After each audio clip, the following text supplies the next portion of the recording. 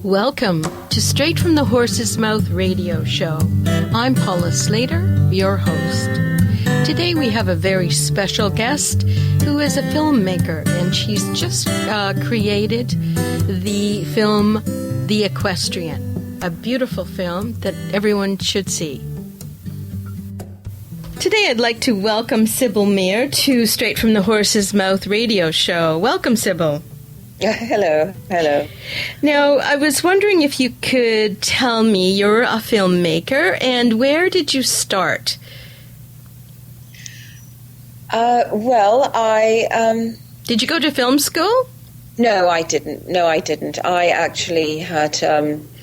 I specialized in language and literature at university, and in French and German, and then went on to interpreting and translating. And I'd had my own business specializing in the social sciences, and so predominantly working with academics who had either journals or books, in social economics and economic history, this sort of thing, strategic management, that sort of thing. And that's what I'd done for a while, and it was very good, and it too was quite interesting, and had its own intellectual challenges. But I had then taken a break, and then decided, actually after a very nice, long, boozy lunch with an actor who said, "Oh, you should direct." So it just got me thinking along different lines, and so I then went on and wrote my first short film. And which was? The name of that was entitled Honey and Sting, and it is about a beekeeper with a hive of magical honeybees that he sent out into the world to teach humans about the pain and pleasure of desire. Oh, excellent. And now, this was a short film? Yes, that was a short film. And then I had the second short. Actually, in that short, I don't know if you were acquainted with the 70s show. What was that? Starsky and Hutch. Yes. But, Huggy Bear played the Antonio Fargas played the beekeeper in that film. So it was a little bit of a departure for him. And it was very nice. That was very interesting. And then the second film is called The Chef's Letter. And it's about a chef who falls in love with one of his co-workers and decides to tell this person that he's in love with them on the day that they're leaving. So. Now, what you've been writing, I'm going to assume, and they say never assume, but I gather that you've been writing prior to this, your own, like maybe short stories, or what's the history on that? No. These are just the screenplays that I've written. So the short screenplays. So no, I mean anything that I've written would have been academic. So and really. That's interesting. Yeah. So I'm just looking for the spark of the beginnings of creativity, and they started right away with this. Well, I mean, how do you mean? For instance, with the story and background. Oh no, I'm just looking at background. Usually, people that are as creative as you are have a background like your childhood, writing or doing something that way, because it takes a certain gift that to be able to. Even though you've got a background in literature and so on, it takes a gift to create what you've done. Okay. And I'm saying, as a child, what were you doing? Were you writing then? Were you imagining? Because not really. Probably a lot of imagining. Yes. A lot of imagining. And I mean, even as a child, I know that before I could write, I would dictate stories to my father, who wrote them down. Oh, that's excellent. So, yes. So,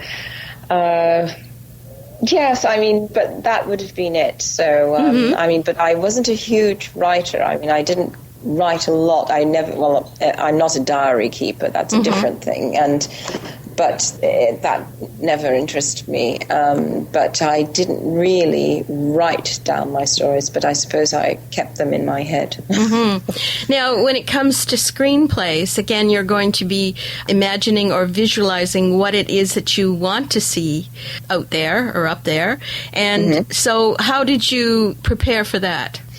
For instance, with the equestrian, do you mean, or just in... Let's take the equestrian since we're focusing on it as your... Okay.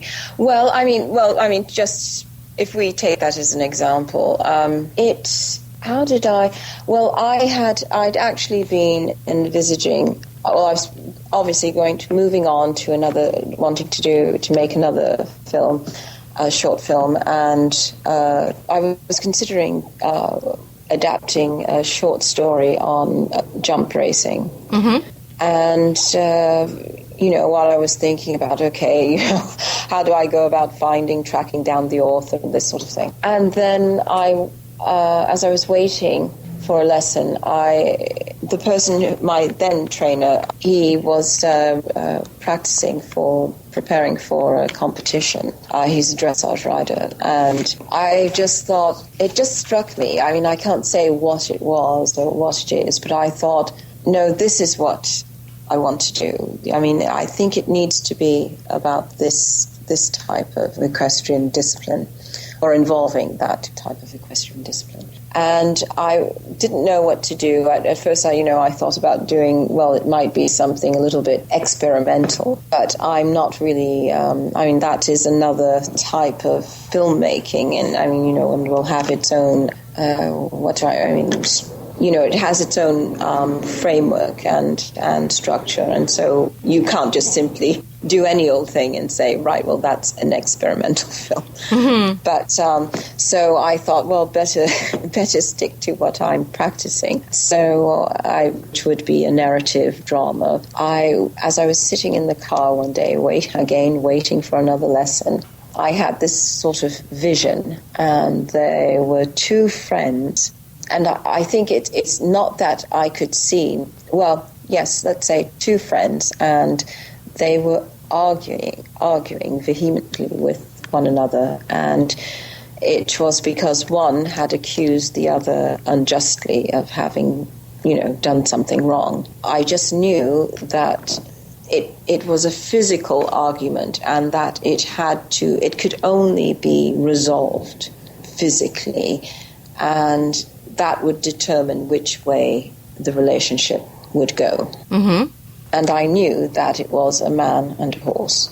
Nobody else, no intermediaries, not just the two of them, directly to one another as equals. And that, for instance, is sort of the embryonic stage of the equestrian. And so this is also about a relationship between a father and a son? Were you exploring that as well? Yes. Sort of tangentially because the central relationship is between the man and horse. But it is a sense of that we all come with baggage to relationships. And actually, it's not necessarily what has happened within that relationship that causes us to, or influences our actions or words, but instead they're actually fed, or we can trace them back actually to other relationships, other causes, which in, for instance, the equestrian is the father-son relationship, and what that is. So not on how the son views that, and I think certainly for me there is a feeling that in trying to resolve the core relationship, the most important relationship to this young man, it's rooted in coming to terms with his relationship with his father. And also the transference maybe over to the horse, or were you thinking that? Well, yes. I mean, we could, remove the horse and make it his girlfriend or his boyfriend or lover. Do you see what I mean? Yes. Or a fellow competitor. I mean, so, and it is because there is precisely this sort of intergenerational competition, and that is not necessarily there or hasn't originated from the son so much as from the father. And looking at a little bit, because it is again, it's not obliquely, but one, how one shows that relationship, that and the short bit of history that these two have lived through.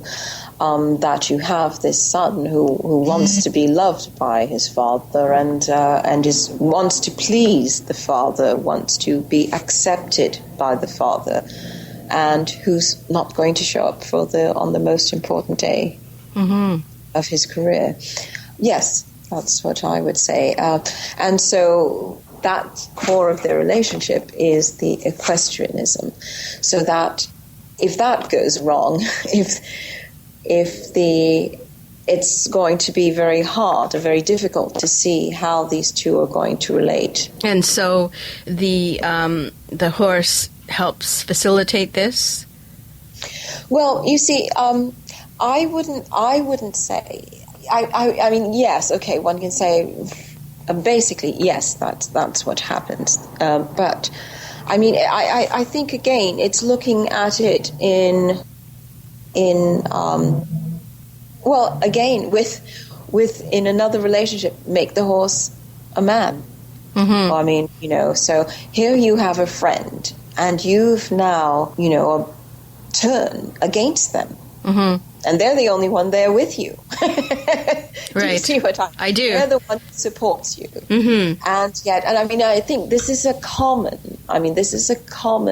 human weakness. Yes, sorry, it's a failure in our psychological and emotional makeup, that we turn against those who precisely want to support us. In times of stress. I mean, this can be. Sorry, I don't want to. It's not everyone is like that, but it's a tendency to do that. That we turn against the one we think is weaker. And why do we think they're weaker? Well, they're weaker because they don't treat us abominably. Do you see what I mean? Yes. And so it actually takes a lot.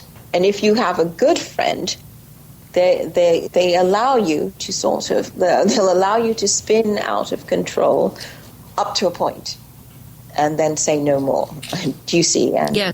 And then we have, it's sort of, I suppose, in a small way, because I'm not going to say I'm not Shakespeare, but it is, sort of between Hamlet and Gertrude, when he says that, let me hold up a mirror to show you the innermost part of you, and that is, I think, what is happening between him and the horse. He comes at him, to blame him. And then, you can imagine, I don't know, I'm not saying anything about you personally, Paula, of course I can't.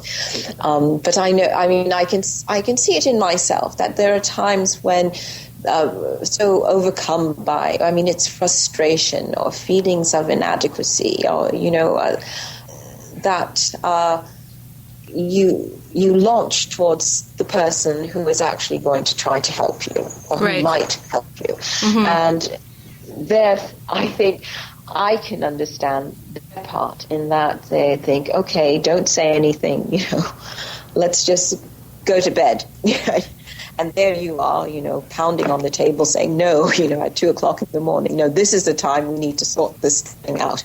And the other person who's still rational, is saying, no, really, I think we should sleep on it, and then you'll see things differently. That sounds like it's a cliche, and yet, well, sometimes some cliches, they do stem out of truth, if you see what I mean. And and so this is, and it is an interesting thing, because I mean, as you will have noticed that at the end of the trailer, where it is that, you know, he must be broken and civilized, and that, you know, people get worried because they think immediately that, you know, one's talking about the horse. And I think, well, actually, here we've turned that on its head. And I mean, I'm not making this up. I actually think it's quite, I feel quite deeply and would hold to this, that it is, here we have, it's the man is the beast, the animal, the brute, and it is the horse that is the civilizing character, right? You know, in the relationship, and it is the horse that actually forces this boy to become a man, right? And to become a man, for me, for him, for Freddie, is to face up to, you know, what his relationship with his father is. You know, you have somebody who will probably never love you. I mean, because we can look at it and say, you know, well, if Freddie had won, would that have been enough? If he had come first, would it have been enough? And I think for someone who has such feelings of inadequacy and is longing and, you know, pleading for someone else to love them, it won't be enough. Not until that person acknowledges them. I mean, you saw The Father, so what do you think? Right.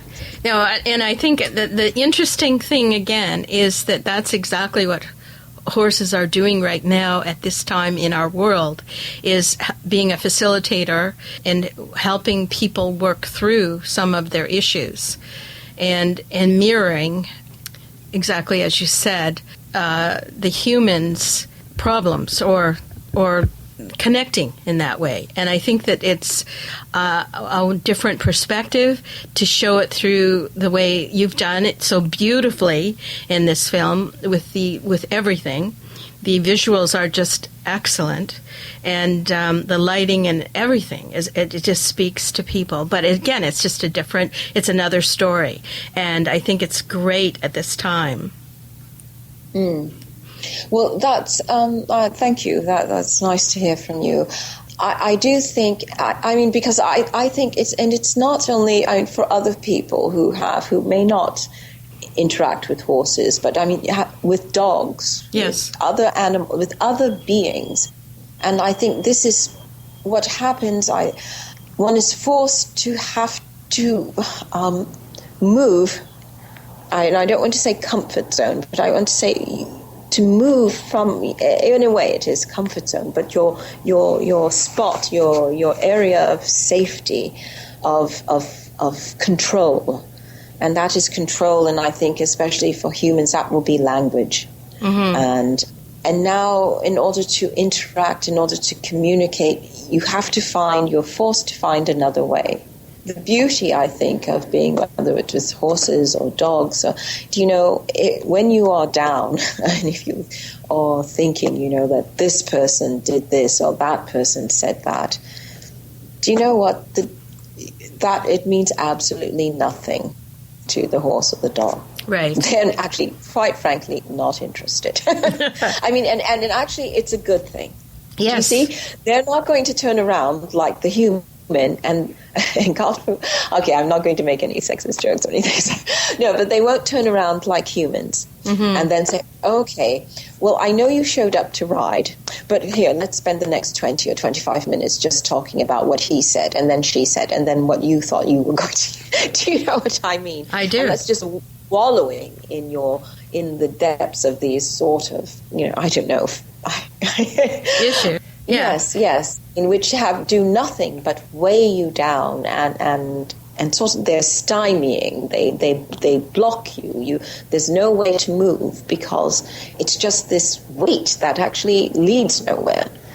And that is I think it's actually a very potent. It's a very potent element or to come across. I mean, to face when interacting with, because now you are forced to move, to do something. Okay, if we are going to interact, if we are going to communicate with in this instance, the horse, then you need to do something. You need to be active now. You can no longer be passive and sponge-like and just soak up the negativity and, pejorative things that people have said and just waste away and, in this quagmire of gossip or, or sulking and brooding. I mean, that's... You have the choice. That's nothing. It's sort of like having a friend who says, well, if you're not going to play, go home. Right. You don't want to do anything. You don't want to swim. You don't want to do that. You don't want to watch films. You don't want to go out on the boat. You don't want to fish. Well, go home. Be bored by yourself. But, and it does stop you and to make you think about yourself and what you're doing. And for me, it does teach one a lot about human frailty and also the strength. I mean, where one can gain strength and a sense of elegance and power. I mean, and that's in being free and living more in the moment as opposed to what if and what about. And again, I think that of all the animals, I think that horses seem to lead the way. They seem to be the ones that are the more intuitive creatures than, say, opposed to a dog, that help some people, and often people that don't ride find their way. So when you were making this film, you chose Carl Hester for the dressage coach, and he's playing himself in this. Yes. No, that was a funny story. I mean, it was good of him to accept the cameo, and that had actually taken place just on the back of the Europeans in Rotterdam in 2011. So he'd just flown back and came in a few hours later to get into makeup. And then you have Layke Anderson playing the lead. Yes. And you used a warm blood for the lead horse. Now, you probably had more than one horse, correct? Yes, that is the hero stallion is a Swedish warm blood. His name is Sandros's dancer. And yes, so there was him, and there were two other horses. Let me see if I remember the names. They were also stallions. They're stunt horses, and so they. Been in a number of films. One more so than the other, so had seniority. So, one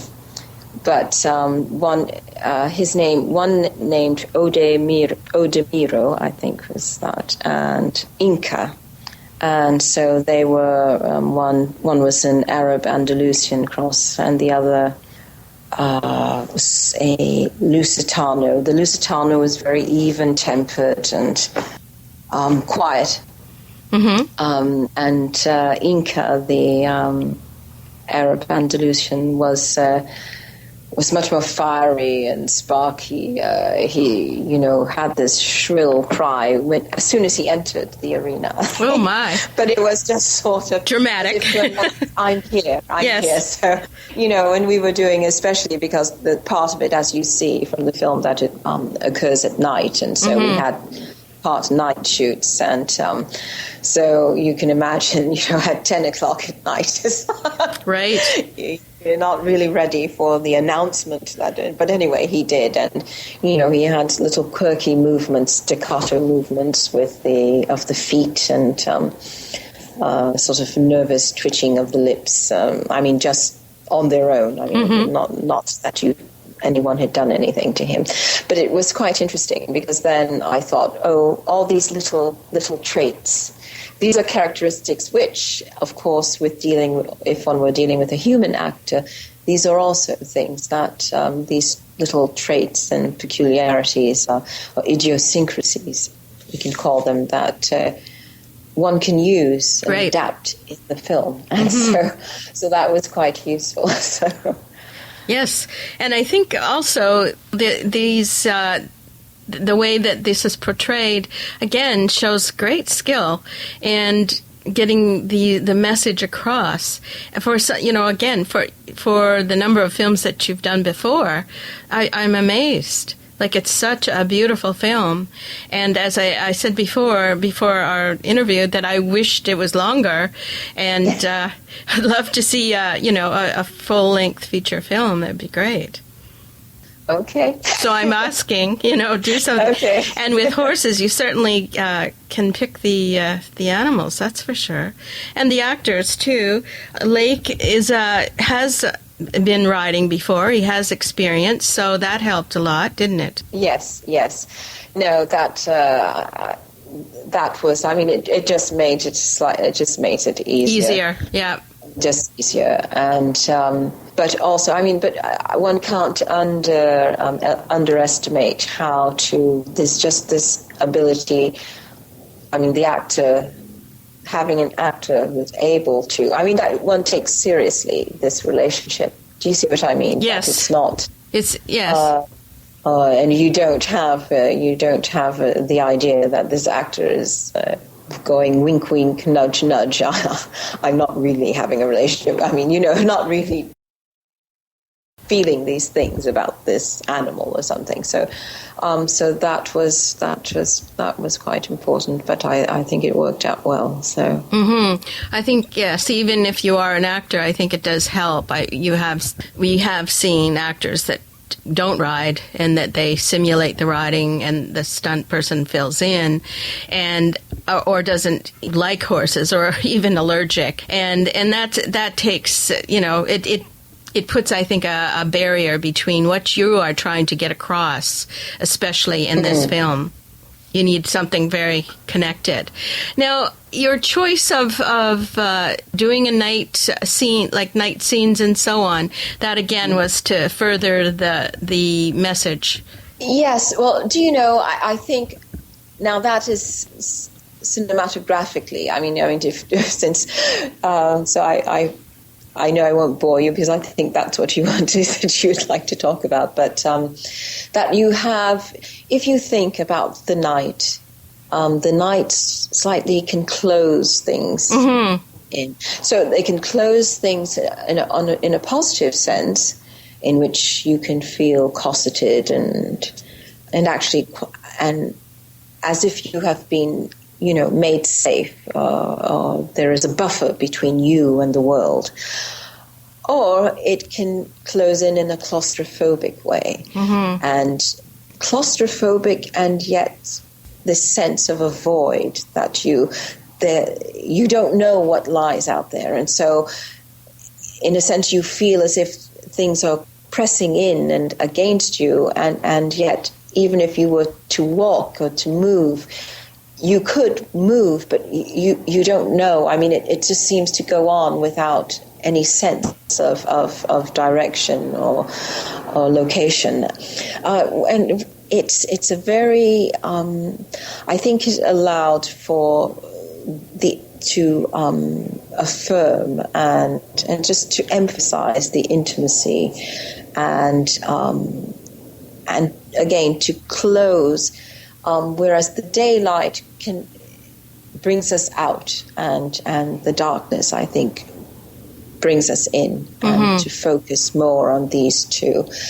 And it's a time, and it can be the night, a time associated with contemplation and reflection, or at least certainly he didn't win, so he didn't end up in the nightclub. So he ends up there, and he's there, left brooding, stewing in his own thoughts and murky feelings and of anger and resentment. I mean, which essentially is the resentment against his father.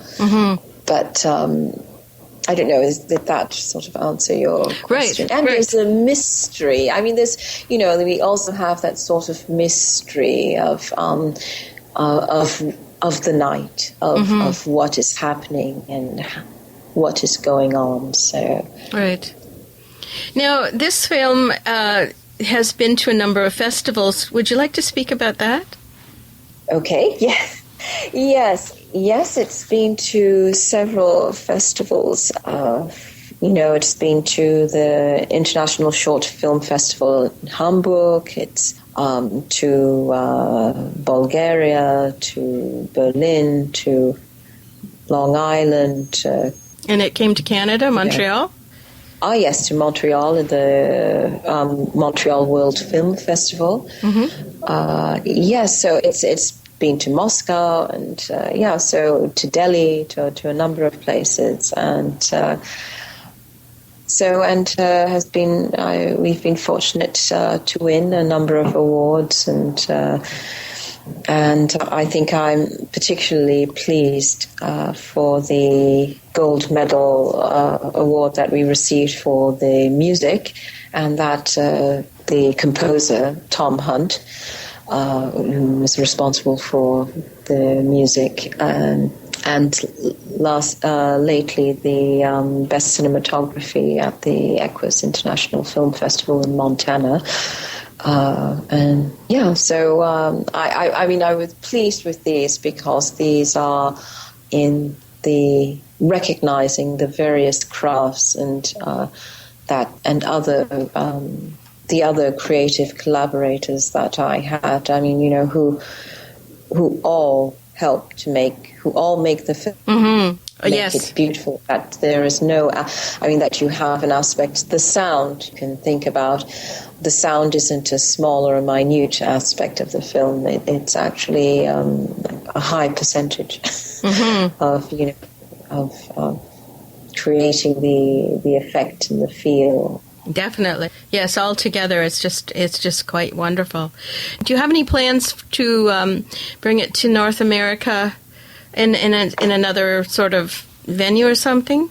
I'm in talks with someone about that, and that would be specifically in Canada, in Ontario, I believe. And but I would like to try to set up, a couple more screenings, some more screenings. And so anyone who is interested and would like to invite the film, these are even private screenings, screenings are private or private public, if you see what I mean, screenings apart from a festival. I'm not necessarily involved with the festival, but to make an event out of it, that would be great. And is there any way to purchase the film or the DVD? Yes, there is. The DVDs are for sale on the website. That is theequestrianfilm.com. Okay. So the DVDs are available there. And so people should look out as well, because coming in November, there will be, some different little offers that we'll have going on. Excellent. So that would be on the website of the Equestrian. Now, do you have any other do you have ways for people who love your film to get in touch with you? Do you have, does the Equestrian have a Facebook page or a Twitter following? There is a Facebook page. That's, facebook.com/The Equestrian Film. We're also on Twitter, and that's at Equestrian Film. So we'd love to have people get in touch and, keep the conversation going on. Right. Also, please join the mailing list. So, if you want to look out for any particular deals or screenings or offers coming up, you can get in touch with us like that as well. Right. And I think the wonderful thing about the internet and social media is that people have an opportunity to give feedback to the creators and let them know how much they love what you've created, and hopefully hear about what you're planning to create in the future. I'm hoping that you will do some more equestrian based films. Yes, absolutely. Oh, that's wonderful. All right. Well, thank you, Sybil, so much for this. I think you're quite talented, and it's a beautiful piece of work, The Equestrian, and I hope that people will go ahead and purchase the film, because it's definitely a wonderful piece of work. Thank you. And I want to thank you today for your time. I really appreciate it. Oh, it was a pleasure. All right, then. We'll say goodbye. All right, then. Thank you, and goodbye to everyone. Thank you. Bye-bye. I hope you enjoyed my interview today with Sybil Mair, director of The Equestrian, Honey and Sting, and The Chef's Letter. For links and more information about Sybil Mair, please go to straightfromthehorsesmouthRadioshow.com. Now, a short message from Whitehall Publishing. When you're finally ready to publish that book you've been promising yourself you would write someday, contact Whitehall Publishing. We're here to help, and we can take your book from concept to completion. At Whitehall, you'll be treated like the successful author you were meant to be. Visit us online at www.whitehallpublishing.com or email us at info@whitehallpublishing.com to get started today. What are you waiting for? This is Paula Slater, signing off for Straight from the Horse's Mouth Radio Show. We'll see you next week. Bye.